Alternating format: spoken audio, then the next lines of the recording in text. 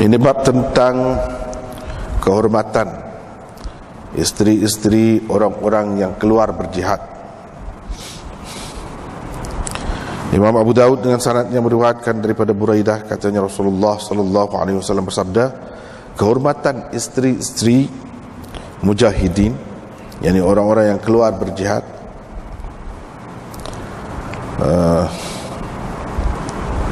kehormatan isteri-isteri mujahidin kepada orang-orang yang tidak pergi, orang-orang yang tidak keluar berperang, seperti kehormatan ibu-ibu mereka. Tiada seorang pun orang yang tidak turut pergi berperang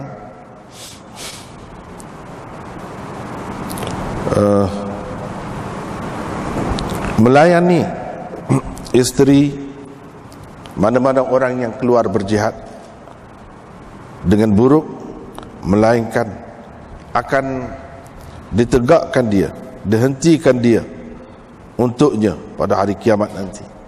Lalu dikatakan kepadanya, dia telah melayan isterimu dengan tidak elok, dengan buruk, ambillah sebanyak mana yang engkau kehendaki daripada kebaikan-kebaikannya. Lalu Rasulullah sallallahu alaihi wasallam berpaling kepada kami seraya berkata, ma dhannukum, apa kata kamu? Apa kata kamu? Kalau kita terjemah bahasa Kelantan, sedap lagi. Mana gamuknya? Mana gamuknya? Gitu. Babun fi sariyati tukhfiqu. Ini bab pasukan tentera yang gagal, yang tidak berjaya. Imam Abu Daud dengan sanadnya meriwayatkan daripada Abdullah bin Amr, katanya Rasulullah sallallahu alaihi wasallam bersabda, tiada satu pun pasukan yang berperang fi sabilillah lalu mereka mendapat ghanimah, melainkan mereka telah mendapat cepat 2/3 daripada ganjaran mereka di akhirat. Yang tinggal lagi untuk mereka hanyalah 1/3. Jika mereka tidak mendapat ghanimah, pahala yang akan diperolehi mereka sempurna. Sempurnalah pahala yang akan diperolehi mereka. Ini bab tentang gandaan pahala berzikir fi sabilillah azza wa jal, di jalan Allah, mana dalam masa keluar berperang fi sabilillah, kerana Allah itu. Imam Abu Daud dengan sanadnya meriwayatkan daripada Muadz, katanya Rasulullah sallallahu alaihi wasallam bersabda, sesungguhnya sembahyang, puasa, zikir digandakan, dilebihkan daripada berbelanja fi sabilillah dengan 700 kali ganda. Dilebihkan pahalanya dengan 700 kali ganda. Ini bab tentang orang yang mati sebagai pejuang. Mati sebagai pejuang.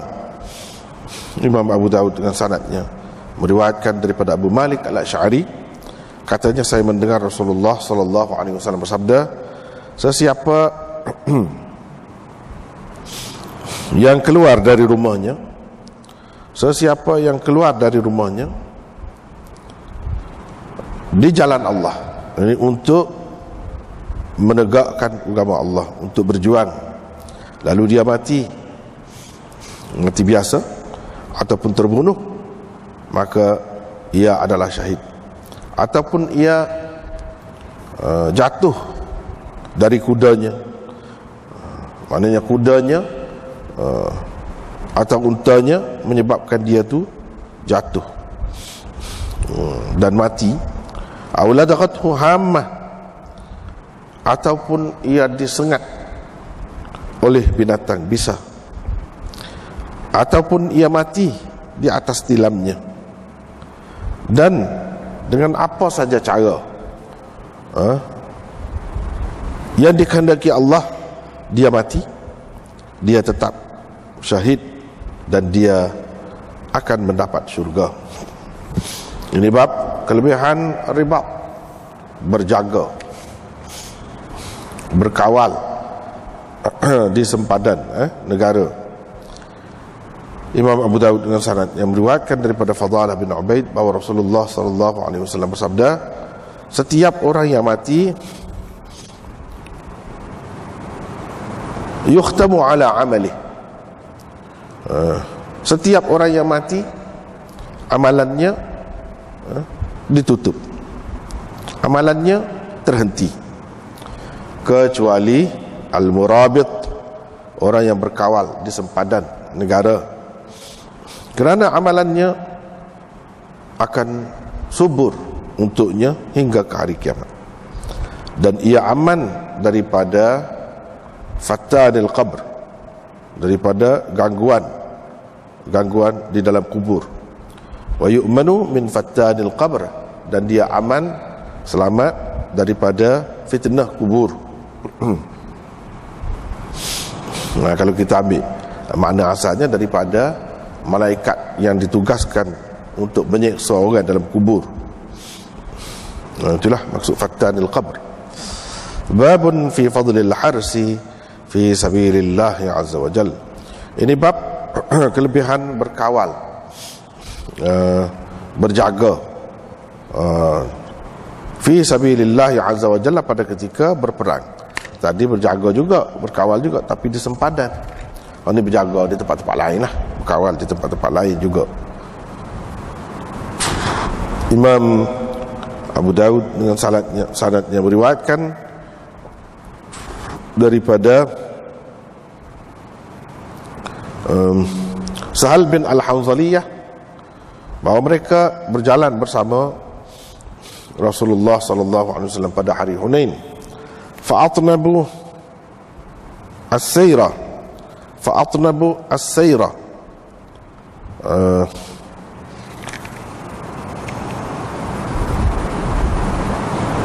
dan mereka berjalan jauhlah, atnabu fi sayr, jauhlah perjalanan mereka, sehingga bila tiba petang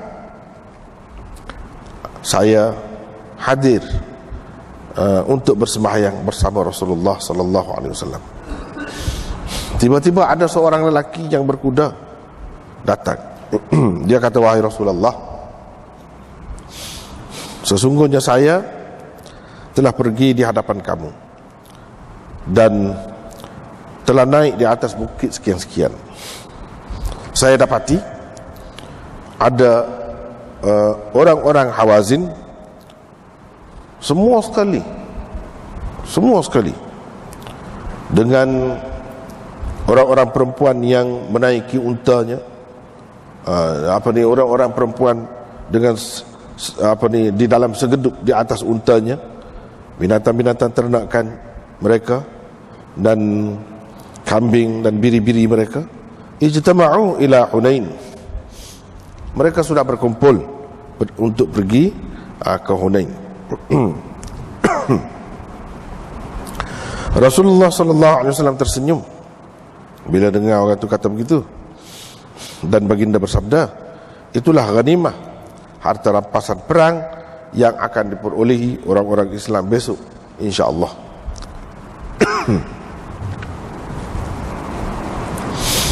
Kemudian Rasulullah sallallahu alaihi wasallam bertanya, siapa yang nak jaga kita malam ni, yang nak berkawal malam ni? Kata Anas bin Abi Marthad Al-Ghanawi, saya, wahai Rasulullah sallallahu alaihi wasallam. Nabi sallallahu alaihi wasallam pun kata, naiklah kenderaan kamu. Dia pun naik kuda. Dia dah datang kepada Rasulullah sallallahu alaihi wasallam. Rasulullah sallallahu alaihi wasallam pun kata ke dia, kamu pergi ke Sy'ab, lereng gunung itu, dan naik ke puncaknya. Dan jangan sekali-kali kita yang berada di sini diserbu dari arah sebelah kamu itu pada malam ini. Jangan sekali-kali sampai kami yang berada di sini diserbu dari pihak kamu, dari arah kamu itu. Bila pagi, Rasulullah sallallahu alaihi wasallam keluar ke musallanya, tempat semayanya, lalu bersemayam 2 rakaat. Kemudian baginda bertanya, hal ahsastum farisakum, ada perasan kau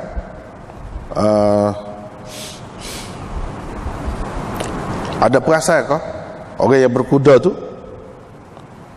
Maksudnya sahabat kamu yang pergi dengan berkuda itu. Sahabat kata, wahai Rasulullah, tak ada perasan pun, tak ada nampak pun. Fathubu babis salah, lalu diiqamatkan untuk sembahyang. Rasulullah sallallahu alaihi wasallam bersembahyang sambil baginda berpaling ke arah lereng itu, sehingga apabila selesai baginda bersembahyang dan memberi salam, baginda sallallahu alaihi wasallam bersabda, abshiru, terimalah berita gembira, itu pengawal kamu yang berkuda telah pun datang kepadamu. Kami pun mula memerhatikan dari celah-celah pokok di lereng itu. Rupa-rupanya dia memang telah datang, sehingga sampai ke hadapan Rasulullah dan memberi salam. Dia berkata, sesungguhnya saya telah pergi sehingga berada di puncak gunung itu, di tempat yang paling tinggi di lereng itu, maknanya di atas gunung dia lah, di mana Rasulullah sallallahu alaihi wasallam telah memerintahkan saya supaya berada di situ. Bila pagi, saya menjenguk, mengintai kedua-dua lereng gunung yang berada di sebelah sana. Saya tengok, saya tak nampak sesiapa pun, tak ada sesiapa pun sebelah sana. Rasulullah sallallahu alaihi wasallam kata kepadanya, hal nazalta al-lailah, malam tadi kamu turun kah? Jawab orang itu, yaitu sahabat Nabi sallallahu alaihi wasallam, Anas bin Abi Marthad, tidak, kecuali untuk bersembahyang atau untuk qada hajat adalah turun.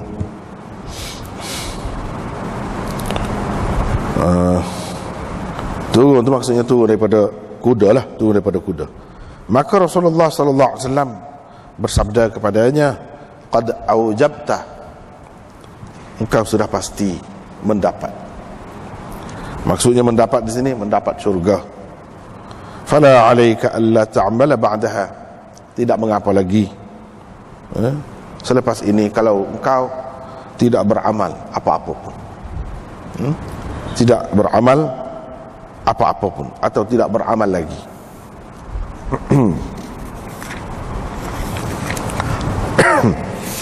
Kita tengok semula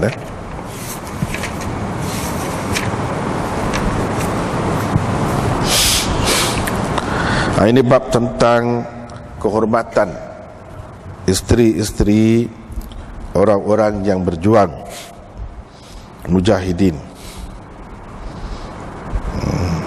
Kehormatannya, maksudnya ialah setara mana kita kena hormat, kena jaga isteri-isteri orang-orang yang keluar berjihad di jalan Allah itu. Isteri-isteri anak-anak dia, jadi disebutkan isteri-isteri atau orang perempuan ni kerana mereka terdedah kepada mungkin perbuatan yang tidak baik apabila ditinggalkan oleh suami-suami yang pergi berjihad. Nabi SAW kata kehormatan isteri-isteri orang-orang yang keluar berjihad itu seperti kehormatan ibu-ibu mereka. Jadi jangan main-mainlah. Jadi support ibu. Jadi kalau ibu, lagu mana kita nak layan dia? Adakah kita ada nafsu, ada nafsu yang jahat, nafsu seks terhadapnya? Tentu tak ada. Adakah kita akan melayan dia seperti perempuan ajnabiyah, seperti perempuan asing yang mungkin kita timbul perasaan-perasaan yang tak molek terhadap dia, ataupun kita tak cara langsung ke dia, bukan tak ada kena-mengena dengan kita? Tidak. Support ibu. Jadi kalau ibu, banyak perkara lah, nafsu tak boleh timbul terhadap mereka, keinginan-keinginan yang jahat tak boleh timbul dalam hati terhadap mereka. Satu. Yang kedua, kena cara lah, kena cakna, kena ambil berat.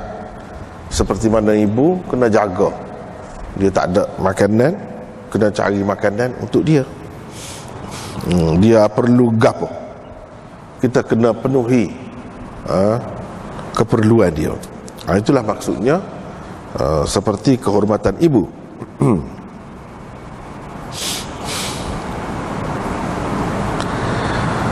Tiada seorang pun daripada orang-orang yang tak pergi berperang, al-qa'idin itu yang duduk tu maksudnya, yang tidak pergi berperang.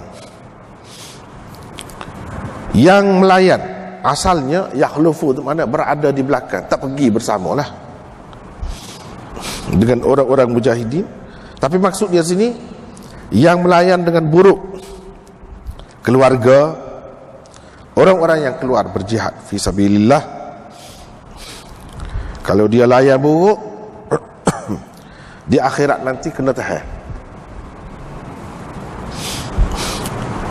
Di akhirat nanti, pada hari kiamat nanti, nusibalahu, kena tahan, kena sekat, tak boleh masuk syurga. Dan dikatakan kepadanya,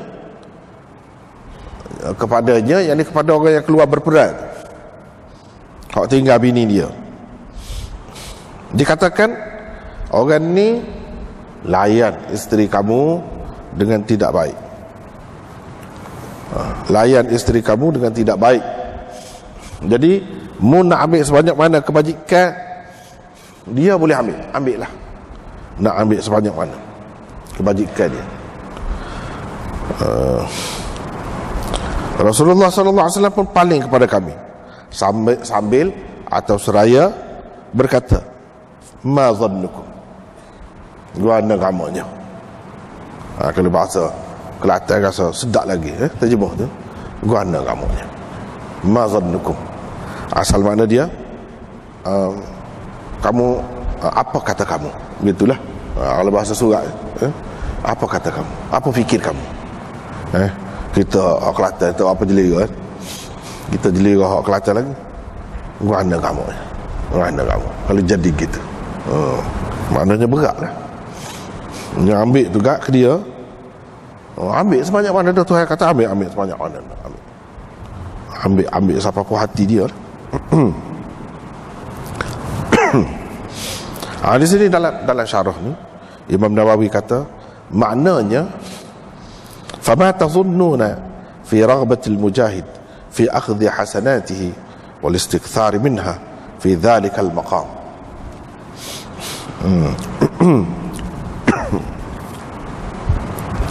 Yang ni kamu fikir bagaimana agaknya, betapa orang-orang yang keluar berjihad itu akan nak sangat mengambil kebajikan-kebajikannya dengan banyak pada ketika itu.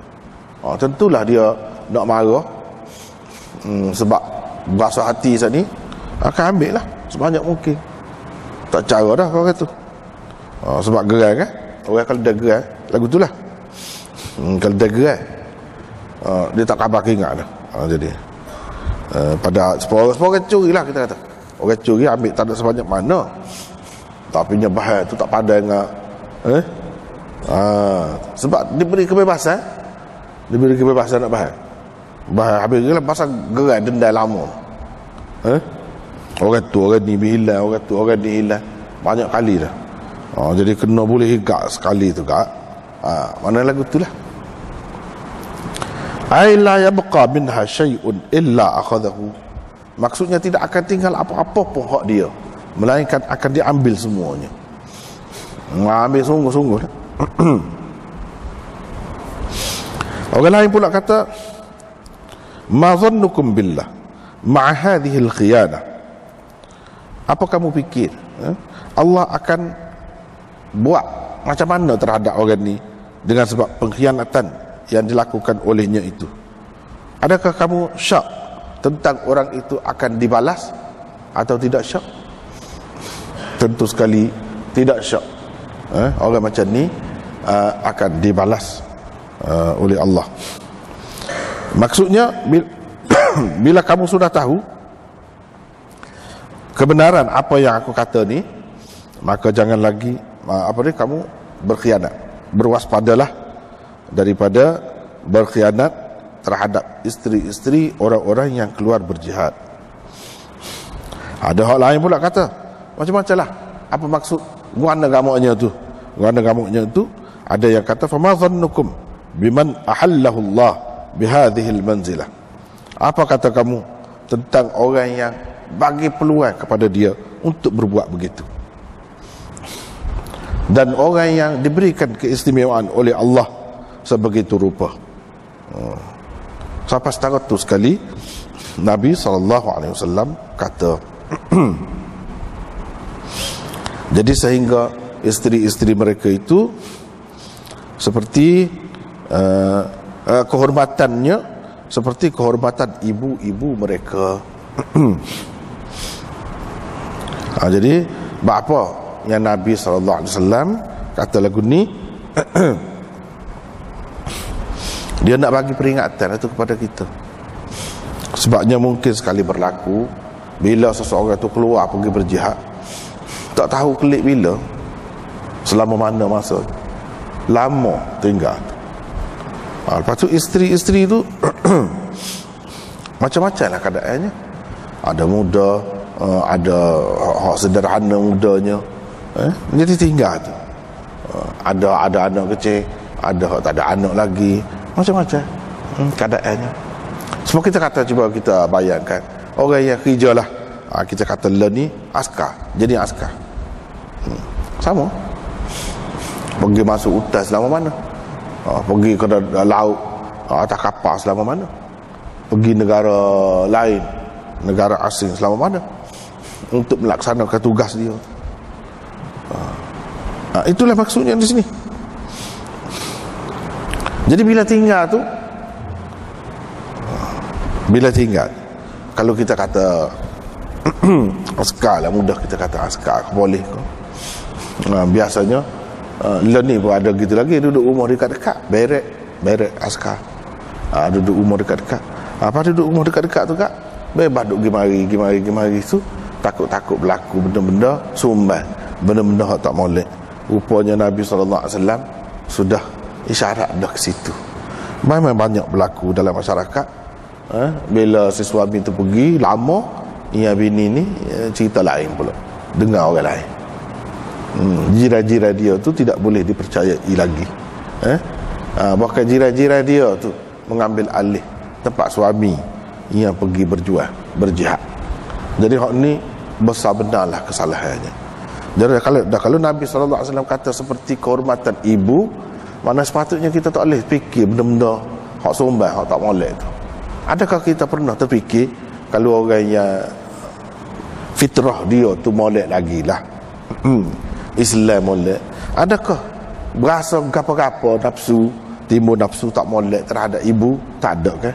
Anak lagu tu dia nak suruh kita terhadap isteri-isteri, rakan-rakan kita, sahabat-sahabat kita yang keluar di jalan Allah itu, kita tak ada berapa apa-apa pun perasaan tak molek terhadap mereka.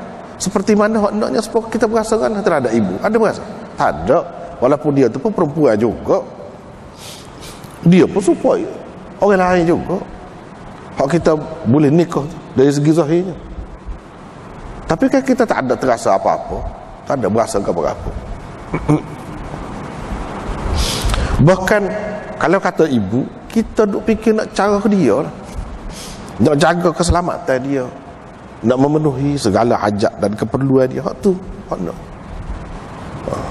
Jadi jika seseorang tu melakukan perbuatan sumbai dengan isterinya, dia serupa, kerana dari segi dosanya pak, dosanya berat, serupa melakukan perbuatan sumbai dengan ibunya sendiri. Berat tu. Supaya kita tidak, apa yang dia kata gini, supaya kita tidak terlitah, tak timbul perasaan yang tak molek tu. Bila ingat kepada pesanan Nabi SAW ni, tak ada dah timbul hak tak molek, barulah selamat. Ya, kawan kita tu pergi tu bukan untuk kepentingan diri dia, tak ada apa-apa, untuk agama, untuk kita juga. Tiba-tiba kita khianat, kita buat gitu ke dia, kita buat gitu ke dia, jadi sedih lah. Jadi kemurkaan Allah tu besar terhadap orang macam ni. Balasannya, ia ditahan di hari kiamat nanti. Akan ditahan, tak boleh pergi. Sebanyak mana amalan pun, kebajikan yang dia buat pun tak boleh pergi, tak boleh masuk syurga.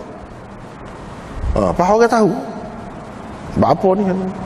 Orang tahu belaka amalan-amalan dia, kebajikan dia, boleh ke orang lain. Tuhan beri kepada orang hak dia berkhianat tu, sebanyak mana yang dia nak ambil, sebanyak mana pun. Dia ni telah layan isteri kamu, anak isteri kamu dengan tidak baik, kamu ambil. Jadi Rasulullah SAW kata, mana kamu? Begitu. Jadi tentulah dia gerai, dia nak marah, dia harap sebagai jiran, dia harap sebagai kawan, sepatutnya boleh jaga, tiba-tiba buat gitu, buat gitu. Satu pengkhianatan yang besar. Dia pergi berperang susah-susah, balik dapat anak, dia kabar ke anak dia, rupanya anak orang lain, duduk pera pas besar, pas ketua, duduk sayang ke anak, rupanya anak orang lain. Tidakkah berlaku pengkhianatan besar tu terhadap seorang manusia? Dia tidak tahu, duduk gitu, terpedaya. Jadi tak boleh perbuatan-perbuatan yang macam tu sama sekali tidak boleh. Dan ini termasuk dalam dosa besar. Bila kata ada hukuman di akhirat lagu ni, janganlah dia tu dosa besar. Jadi kita tak boleh main-main lah dengan orang-orang yang keluar berjihad di jalan Allah. Hak sebenarnya berjihad di jalan Allah ni pergi berjual, perang dengan orang kafir. Hak itulah asal hak kemuncaknya. Kalau tidak sampai kemuncak pun, dalam bentuk-bentuk lain, orang yang pergi buat kerja kerana Allah lah, pergi berdakwah kau, kita kata, pergi cari ilmu kau, dia tinggal bini dia di rumah, tinggal setahun, 2 tahun, begitu. Jadi cabarannya besar lah. Si isteri pun begitu juga. Jadi dia kena ingat, suami dia pun susah lagi, nyawa lagi terancam. Bukan suka pergi tu, bukan boleh berhibur, bukan boleh berseronok-seronok, tak ada pun orang tina sana, tak ada nak boleh jumpa dengan siapa-siapa. Cumanya tak tahu bila nak kena anak panah kau, nak kena gapo kau, boleh mati bila-bila masa. Lagi dahsyat kalau nak kira. Tapi kerana Allah, keluar juga, tinggal segala-galanya. Jadi sepatutnya orang tidak dalam terancam nyawanya, duduk dalam keadaan tenang tu, tidak buatlah benda-benda yang tak molek. Dan kalau ada perbuatan-perbuatan sumbai macam ni selalu dengar, orang-orang nak pergi jual pun payah, jadi ragu, tidak yakin, tidak yakin pergi itu, tidak dengan sepenuh hati, dengan penuh yakin, percaya kepada orang di belakang. Dia akan jadi gitulah. Menyebabkan pergi itu tidak kata dengan sepenuh hati, duduk mikir banyak tentang hak di rumah di lagu mana nak jadi. Sebab itu tak boleh. Dia sepatutnya pergi itu dengan penuh yakin bahawa orang di belakang ni akan cara molek anak bini dia, barulah dia boleh pergi dengan tenang hati.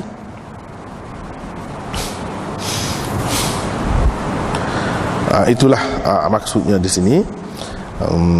Kalau kita peluahkan lagi, maka begitu jugalah hak lain-lain macam askar, macam polis, apa-apalah kita kata. Kalau pergi itu kalau kerana Allah, lagi besar, lagi besar. Kalau kau dekat dengan agama, kau penting di segi agama, kau besar. Amanah tu kau besar. Jadi kalau kita ceroboh tu, lagi besar dosa kita. Lagi besar dosa kita. Kita kata, kalau sebagai contoh lah, kalau seseorang tu dia jadi cikgu lah katakanlah. Sebab dalam masyarakat kita ni beramai juga kan. Jadi cikgu kena hantar ulu jauh. Dia tidak bawa bini dia mungkin. Jadi cikgu, tapi niat dia tu untuk menaikkan umat Islam. Kerana agama juga, fisabilillah juga, cuma tidak jelas benar pergi perang. Tapi pada hakikatnya nak suruh umat dia, bangsa dia jadi naik, maju, bangsa dia jadi terpelajar, supaya sama rata. Hak di kampung pun, hak di ulu mana pun serupa maju juga, serupa dengan di bandar juga, dengan niat yang murni macam tu kita kata pergi. Kerana Allah tu ada juga dalam hati dia, walaupun dia dapat gaji, tapi niat dia tu ada juga. Hak molek tu begitu juga. Dia tinggal anak bini dia di rumah, lagu mana keadaan. Tapi hak di sini dia sebut hak kemuncak lah. Kira-kiranya tak ada kepentingan apa-apa, kerana Allah semata-mata, dan nyawa tu terdedah kepada kematian. Peringkat kemuncak lah tu. Adapun kita kata sebab jadi cikgu dan sebagainya, tidaklah terancam nyawa, tidaklah sampai ke peringkat tu. Tapi dia adalah, kalau kerana Allah ni, orang Islam kita kena jagalah ke mana-mana. Babun fi sariyati tukhfiqu. Ini bab tentang pasukan tentera yang gagal, yang tidak berjaya. Jadi macam mana? Jadi kelebihan pergi berjihad, pergi perang ni, hak berjaya, hak menang saja kah? Lepas tu kalau hak kalah, hak tidak berjaya, hak gagal, lagu mana? Saja kah dia? Hak tu. Jadi ni semua ni nak menggalakkan supaya orang Islam ni kalah menang pun tak kira. Kalau kalah pun dia ada kelebihan juga. Kalau menang pun ada kelebihan juga. Tidak jadi kecewa. Nak suruh jadi gitulah. Maka Nabi SAW ada sebut benda-benda gini. Dan memang gitu pun. Bukan saya saja dia rayak nak suruh orang jadi molek gitu, tidak. Memang itu hak Allahnya. Hak Allah cadai je begitu.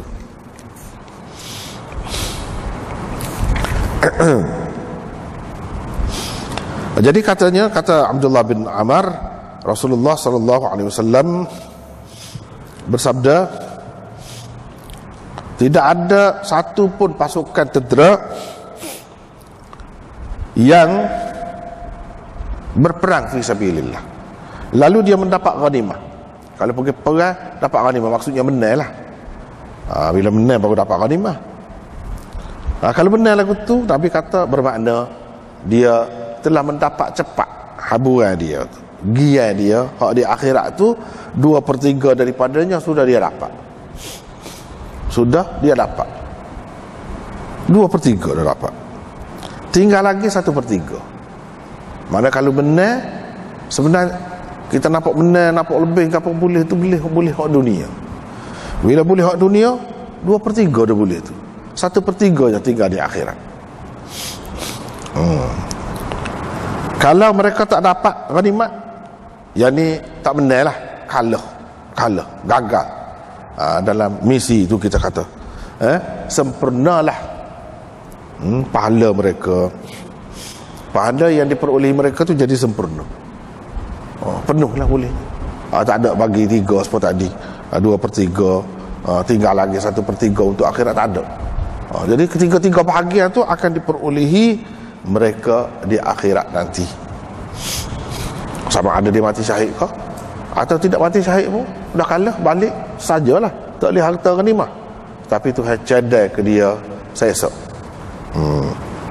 Jadi tidak rugi. Cuma dari segi zahir nampak tak dapat apa-apa. Dari segi hakikatnya, kalau nak kira, lebih banyaklah dapat di akhirat tu.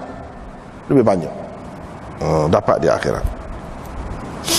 Walaupun begitu, bukan bermakna hadis ni nak suruh biar kita kalah lah. Sebab kalau kita kalah, kita boleh penuh esok. Kalau kita menang, kita tak boleh penuh. Boleh satu bahagian saja di akhirat. Jadi keutamaan bagi orang Islam ni di akhirat. Jadi biar kalah lah, kalau nak lagu tu nak boleh penuh di akhirat. Tak boleh lagu tu. Lagu tu salah pula.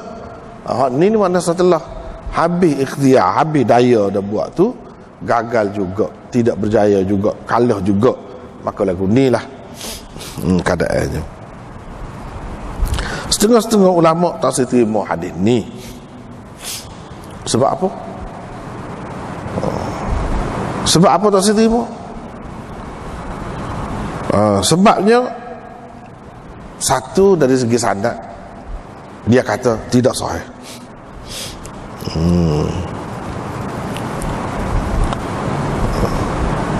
Ini dalam kitab kita ni, muka surat 402 dia ada sebut. Dia ada sebut bahawa mengikut Qadhi Iyad, orang yang berperang ni kalau selamat dan dapat harta ghanimah, pahala yang akan diperolehinya di akhirat nanti sedikit, tidak banyak, berbanding kalau dia luka ke, dia mati ke, atau dia gagal ke, dia dapat pahala lebih banyak. Gitulah kesimpulan hadisnya. Lepas tu dia sebut sini, ada juga orang yang mendakwa bahawa hadis ini tidak sahih.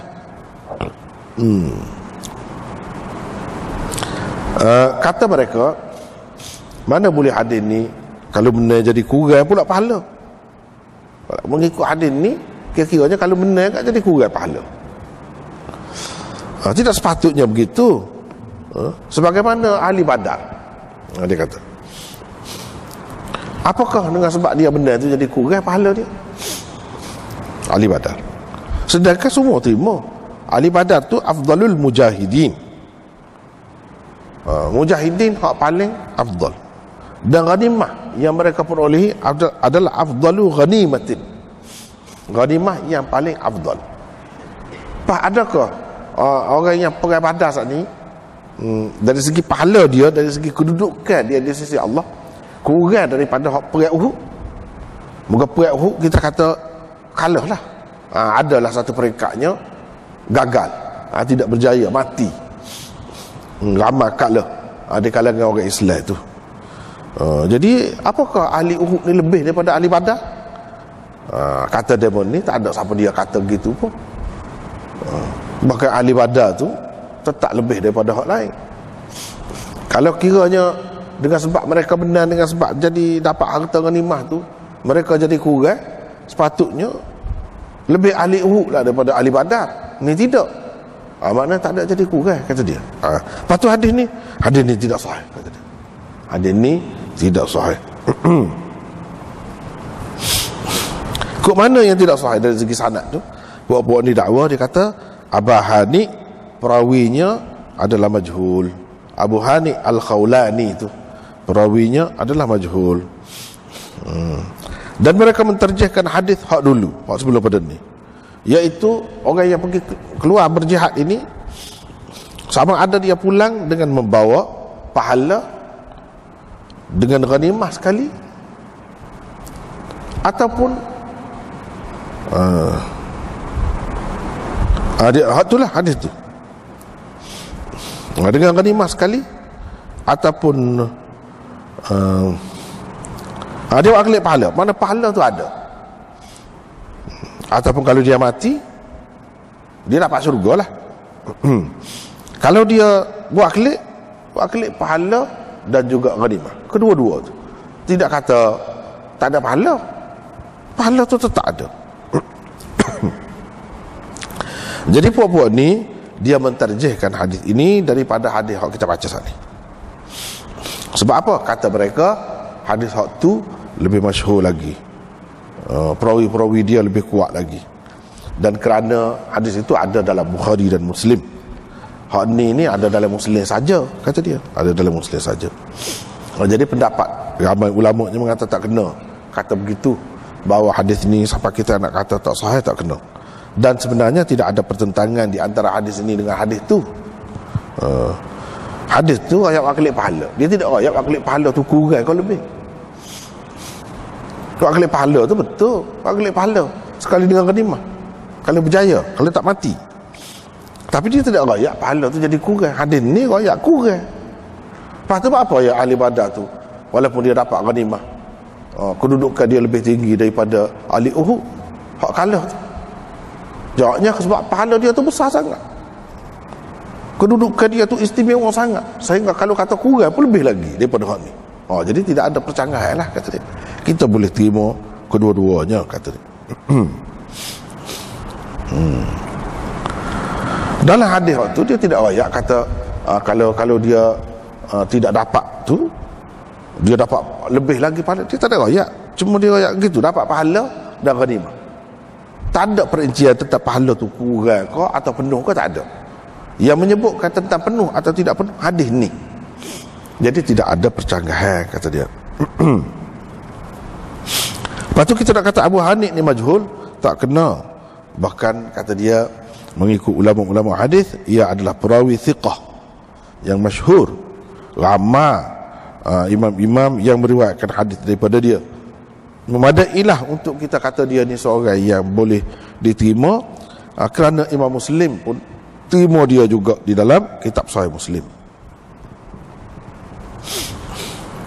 Lepas tu orang kata ni hadis ni tak ada dalam Bukhari Muslim. Perawi itu ada dalam Muslim, tapi hadis ni tak ada dalam Muslim. Sedangkan hadis hak tadi ada dalam Bukhari dan Muslim. Jadi jawabnya, tidak semestinya kalau hak tak ada dalam Bukhari Muslim kan tidak sahih lalu. Tak ada hak sahih kalau hak tidak Bukhari Muslim. Tidak Bukhari Muslim pun berapa banyak hak sahih. Begitu jawapannya. Jadi dia tidak setujulah hak kata hadis ini dhaif, dia tidak setuju. Bahkan hadis ini boleh dipakai dan tidak ada percanggahan dengan hak lagi itu. Tidak ada percanggahan. Itulah sebabnya ramai juga sahabat-sahabat dulu, kalau kita perhatikan, sahabat-sahabat yang hidup di zaman mewah dah, kaya dah Islam pada ketika itu, kadang-kadang mereka tu bila bincang-bincang kecek, dia jerit sama dia. Apa dia jerit? Dia fikir sahabat-sahabat awak dulu macam-macam lah sebab jerit tu. Ada yang sebut dia bukan main gigih, bukan main ikhlas, bukan main baik, tapi tak dapat gapo pun. Kita ni dapat hasil, kita yang dapat hasil dia, kita tak ada belah mana pun. Itu jerit. Yang kedua, di satu sudut dia lain, mereka nampak demo tu dia buat kerja kuat, kerja dia lah dia buat, tapi dia tak dapat apa-apa dunia. Bermakna dia dapat penuh pahala di akhirat nanti. Kita pula kita sudah dapat dah dunia ni, jadi di akhirat esok kita boleh tak nak sebanyak mana. Tidak semua mereka. Sebab tu dia sedih. Jadi kesedihan sahabat-sahabat ni ada asasnya lah. Antara asas dia hak ni, hadis ni, mana ada beza tu antara seorang yang dapat bila dia berjuang, dia dapat dalam dunia ni, dia mengurangkan pahala di akhirat. Sedikit sebanyak kurang, sebanyak mana tu tak tahulah, waktu Tuhan saja yang tahu. Tetapi dia menjejaskan. Kalau tak dapat apa satu dalam dunia, itu lebih baik. Dari satu segi, pada pandangan sahabat gitulah, lebih baik. Dan dia lebih ikhlas dengan cara lagu tu. Tak dapat apa-apa pun dalam dunia ni. Kalau dapat dalam dunia ni, boleh jadi situ dah, habis situ dah sebahagian. Begitulah maksudnya di sini. Jadi maksudnya hadis ni, orang Islam tak boleh fikir nak dapat kemenangan dunia semata-mata. Kalau dia gagal, dia tidak berjaya, dia kalah dalam perang pun, sebenarnya dia tidak kerugian apa-apa jika dia ambil kira hak dia dapat di akhirat. Sebab hak dapat di akhirat tu akan dapat penuh. Dah hak tu lah hak sebenarnya hak orang Islam naknya. Hak akhirat tu moga kekal. Hak dunia ni tidak kekal. Jadi tak payah pusing, tak payah susah hati. Buat kerja teruslah untuk agama.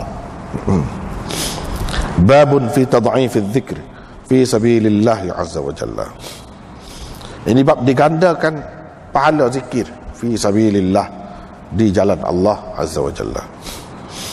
Maka kalau seseorang tu keluar untuk berjihad, lepas tu dia berzikir, dia bersembahyang, dia puasa, dia buat apa-apa kebajikan, pahala dia tu diganda-gandakan lebih daripada orang-orang yang tidak pergi berjihad. Banyak kali ganda lah, di sini disebut 700 kali ganda lebih. Sembahyang, puasa, zikir digandakan, dilebihkan daripada berbelanja fi sabilillah. Berbelanja fi sabilillah maksudnya kalau kita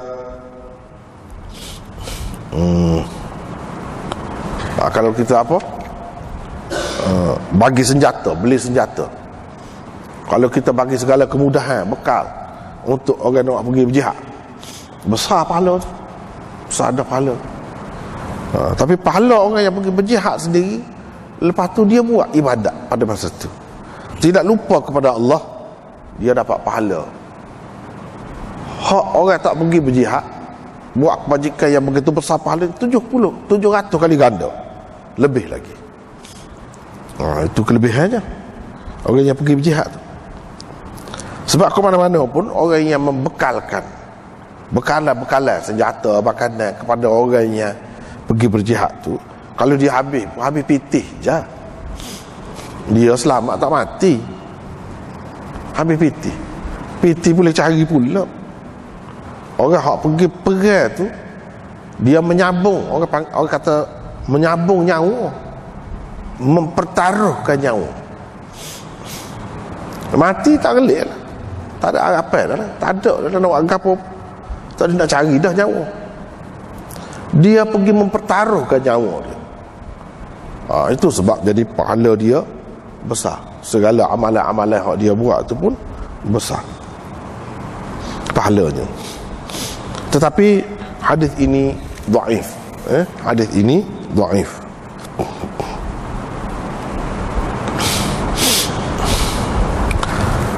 Sebab apa? Sebab ada dua orang perawi dia yang dhaif. Yang pertamanya Zabban bin Fa'id dan yang keduanya Sahal bin Mu'adh. Ini dua orang ni, kedua-duanya adalah dhaif. Dalam kitab kita ni pun di hujung dia ada sebut.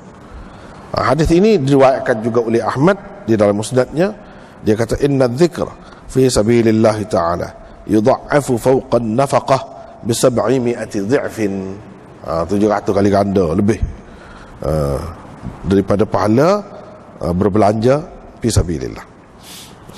Dalam satu saluran riwayat yang lain dia sebut bi 700,000.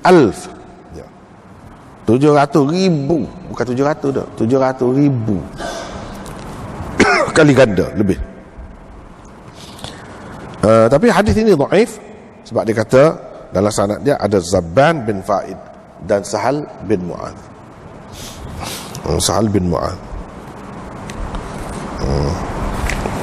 Jadi dengan sebab tu hadis ini jadi dhaif. Walau bagaimanapun untuk fadail, bab fadail, bab targhib orang panggil. Inilah sebenarnya targhib dan tarhib. Targhib nak menggalakkan orang ni supaya berjihad lah, dan dapat pahala lebih ni, menggalakkan dia, mendorong dia berjihad. Jadi dibolehkan walaupun hadis dhaif. Inilah tempat-tempat hadis dhaif yang boleh pakai tu untuk targhib yang macam ni. Sebenarnya pahala dan kelebihan orang-orang yang berjihad fi sabilillah tu banyak dah adanya dalam Quran, dalam hadis-hadis sahih yang lain. Jadi hak ni sebagai penyokong, sokongan saja. Hak lagu ni orang tidak panggil dhaif telajak lah, pasal dia ada asas dia. Hak lain-lain, hak ni jadi sebagai penyokong saja. Kita kata nasi tambah lah, nasi tambah, sebagai nasi tambah. Kalau tak ada hak ni pun ada dah hak lain-lain. hak Tuhan jamin syurga, Tuhan nak beri pahala gitu gini tu, ada dah dalam Quran, dalam hadis-hadis yang lain. Tapi kalau nak kira dari sudut hadisnya, begitulah. Dengan sebab adanya perawi yang dhaif, maka hadis itu dikira dhaif, gitu ya.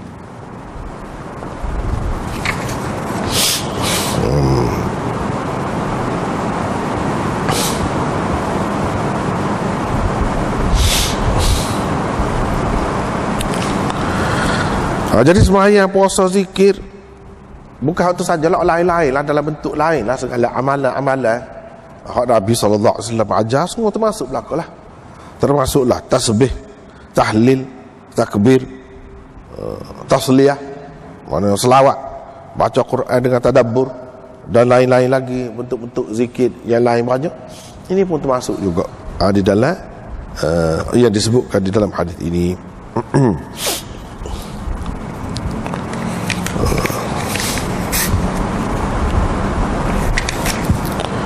Ini bab tentang orang yang mati perang. Mati pergi perang. Jadi mati pergi perang itu sama ada dia mati kena bunuh ke atau tidak ke, tetap ada kelebihan dia. Jadi hadis ini diriwayatkan oleh Abu Malik Al-Asy'ari, katanya saya telah mendengar Rasulullah SAW bersabda, sesiapa yang meninggalkan rumah dia, man fasala. Fasala itu maknanya pisah dengan rumah dia.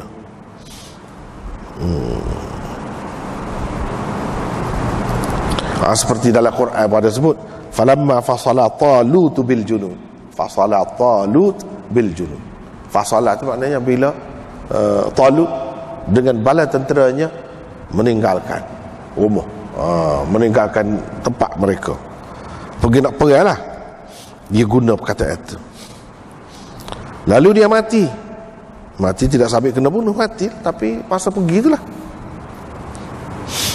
dalam perjalanan tu ke, atau ketika duduk di apa nama ni kita kata camp kita kata, mati ataupun dibunuh, dia syahid. Dia syahid, mati syahid. Aw waqasahu farasuhu aw ba'iruhu, ataupun ia mati disebabkan oleh kuda dan untanya yang menyebabkan dia jatuh. Jadi patah tekuk kau gapo kau boleh jadi belaka lah, mati. Ataupun ia disengat, dipatuk oleh binatang yang berbisa, ataupun ia mati di atas tilamnya. Mati di atas tilamnya. Ini maknanya pergi perang pun boleh juga bawa lembek. Tak apa. Tidak kata pergi perang tak boleh tidak atas lembek. Ni lembek ada ni, boleh. Dan dengan apa cara pun yang dikehendaki Allah dia mati. Tak tahulah macam-macam lah cara Allah SWT nak dia mati tu. Naik atas pokok kau misalnya kita kata, nak tengok musuh jatuh, ataupun nak ambil buah kau, boleh jadi juga. Nak ambil buah rukah, pokok tu jatuh. Ikutlah ke mana-mana pun cara matinya. Kalau matinya itu ketika dia keluar pergi berperang, dia adalah syahid, mati syahid, dan dia mendapat syurga. Dia mendapat syurga. Itulah kelebihannya.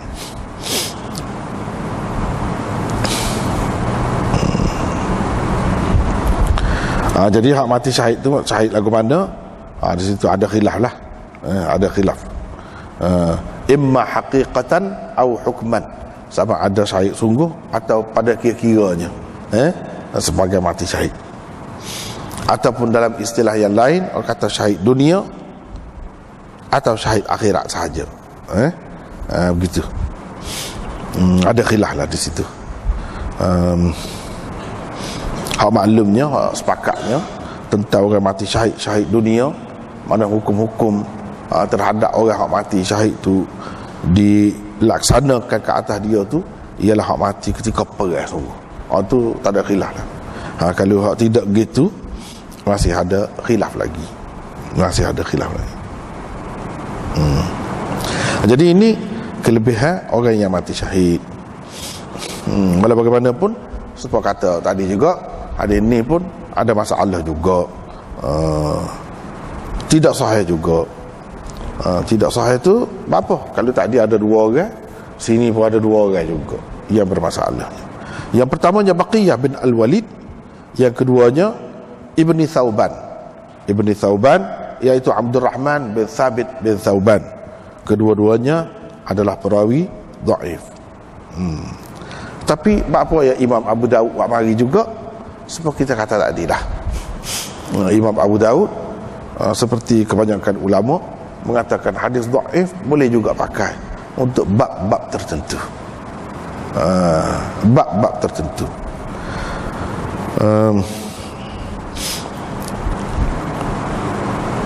Misalnya bab targhib tarhib apa tu boleh. Bab fadail amal boleh. Ataupun ada asas dia dalam Quran ataupun dalam hadis yang lain kok sahih. Mana ada sandar yang lain lah, ada sandar yang lain, tidak ni saja. Boleh pakai. Itu sebab dia mari. Sebab ni dalam bab targhib, menggalakkan orang. Sebab manusia ni memang dia nak pada galakkan. Umum manusia ni begitu. Dan galakkan hak tu memang jiwa manusia tu. Suka lagu tu. Galakkan syurga dengan menawarkan syurga itu tidak salah. Memang hak tu sepatutnya telia belaka, nak belaka.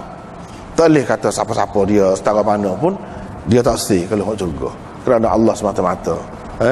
Kalau nak syurga tu kira salah, tak kena lagu tu. Tak kena lagu tu. Sebab apa? Nabi SAW dan sahabat-sahabat tak ajar. Bahkan kalau kata syurga ni kita berasa nak, tak boleh berasa tidak nak. Berasa tidak nak tu tak kena. Tidak cara ajaran Nabi SAW. Sebab apa?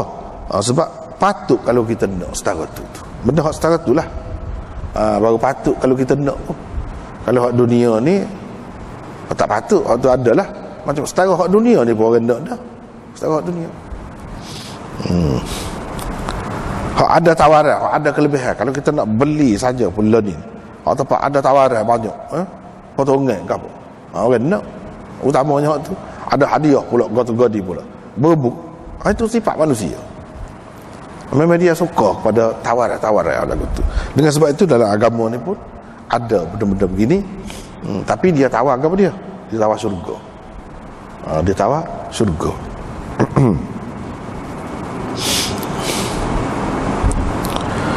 Ikutlah mati ikut mana-mana pun. Walaupun tidak mati di medan perang betul pun, tapi kira-kiranya dari segi maknanya, sebab apa? Orang yang pergi nak berjihad ni, dia kira-kira bersedia dah. Cuma Tuhan tidak takdir dia mati ketika perang. Kehendak dia tu kalau boleh lagu tu. Jadi atas dasar kehendak dia tu, sebab itulah dikatakan dia ni syahid juga. Syahid juga.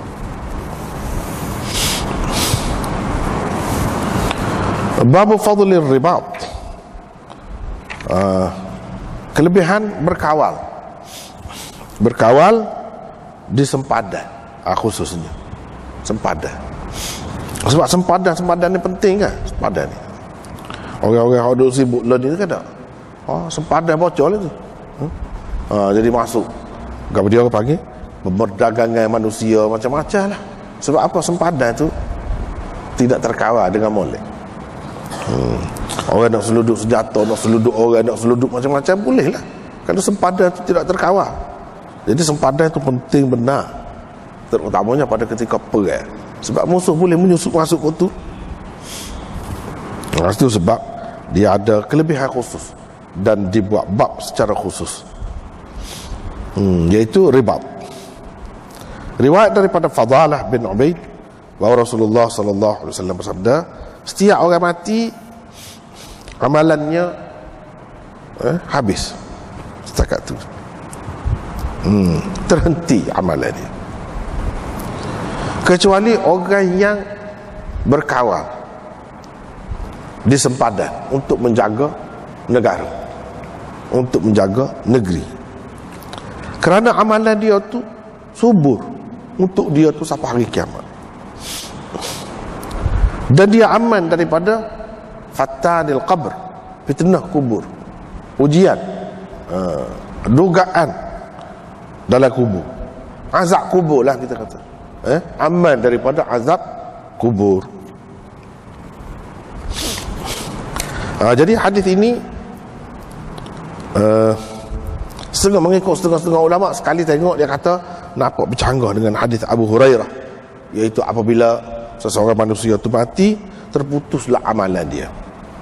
Dalam hadis tu dia tak ada kecuali ni murabit sebut dalam hadis ni, kecuali daripada 3 saluran, iaitu sedekah jariyatin, sedekah jariah, atau ilmin yuntafa'u bihi, ataupun ilmu yang diambil manfaat dengannya, itu yang kedua.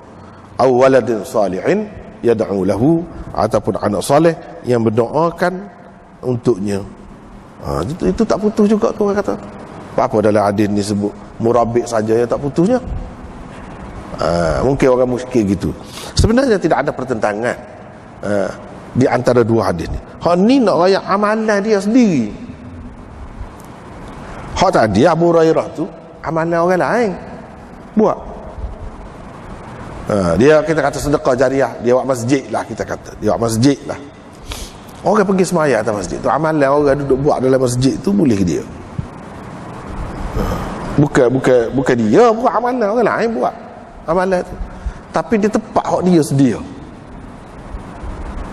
Dia tepat hak dia sedia, jadi boleh ke dia juga. Supaya dia tinggal anak yang soleh, anak tu buat amalnya, bukan dia buat amal, anak buat amal. Tapi anak buat amal pun boleh juga. Ni amalan orang lain putus. Apa ni, amalan dia tak ada hak orang lain, hak tu siapa kepada dia. Hak ni hadis ni amalan dia sendiri, amalan dia sendiri. Amalan dia tu jadi berkembang tak berhenti. Ikutlah amalan gapo. Kalau dia semayang, supaya dia semayang macam, supaya dia duduk semayang macam. Kalau dia mengaji Quran, supaya dia duduk mengaji Quran macam dia duduk hidup, tidak mati, pahala dia dapat tu. Hak dia sendiri buat, hak dia sendiri itulah buat dulu. Hak tu jadi kembali. Tidak kata berhenti, supaya dengan dia hidup. Itu beza je. Hak hadis Abu Hurairah, kecuali 3 perkara tu, hak orang lain, hak orang lain buat. Jadi hak orang lainnya 3 tu.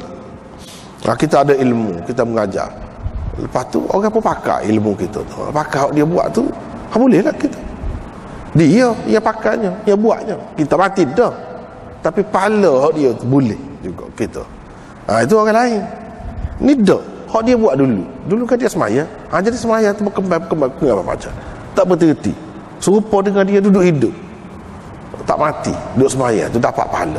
Begitu juga dengan amalan-amalan lain, tidak putus-putus. Itu kelebihannya sampai ke bila? Sampai ke hari kiamat. Sampai ke hari kiamat, berkembang, tak putus-putus. Kita kata lagu mana lagu tu? Banyak benda yang berkembang lagu tu. Kita kata pokok ada lautan, tak habis-habis. Dia beranak.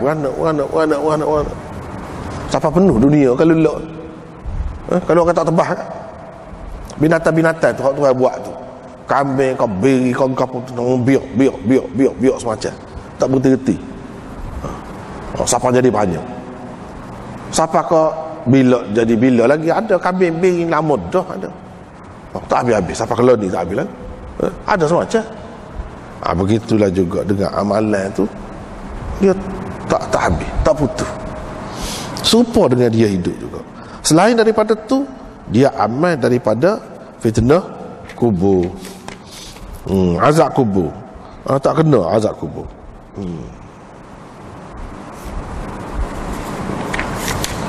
Tak kena azab kubur.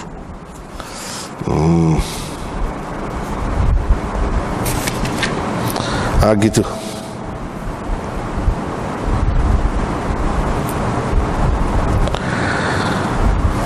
Dalam lafaz hadis Tirmizi dan Ahmad, wa ya'manu fitnatal qabr, subhanallah ya lah.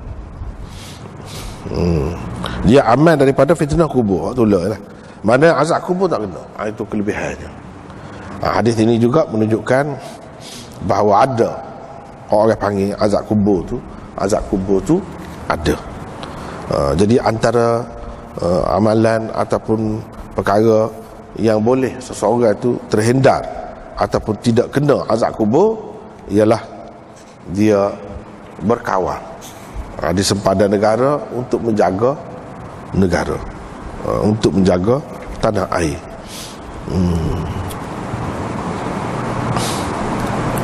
Daripada musuh lah, daripada musuh.